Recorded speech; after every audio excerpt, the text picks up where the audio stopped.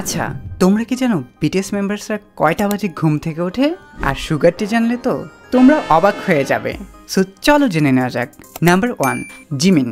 Jimin ঘুম থেকে ওঠে সকাল 7টা বাজে আর ওঠেই মাসুদ মারাকে একটি ভেটকি দিয়ে হাই তোলে। নাম্বার 2, জেইহোপ। জেইহোপ খুব তাড়াতাড়ি ঘুম থেকে উঠে যায় কারণ ভোরে সূর্যোদয় দেখতে তার অনেক ভালো লাগে। নাম্বার 3, ভি সকাল 6টা বাজে ঘুম থেকে ওঠে আর এই অভ্যাসটা সে তার দাদির কাছ থেকে শিখে আসছে।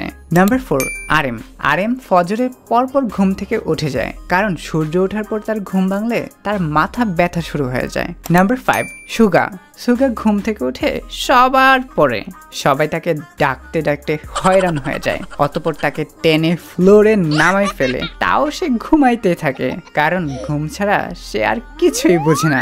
নাম্বার 6, জিনও তাড়াতাড়ি ঘুম থেকে উঠে যায় কারণ তাকে তাড়াতাড়ি নাস্তা করা লাগবে, সে তাড়াতাড়ি না খেলে তার মাথা কাজ করে না।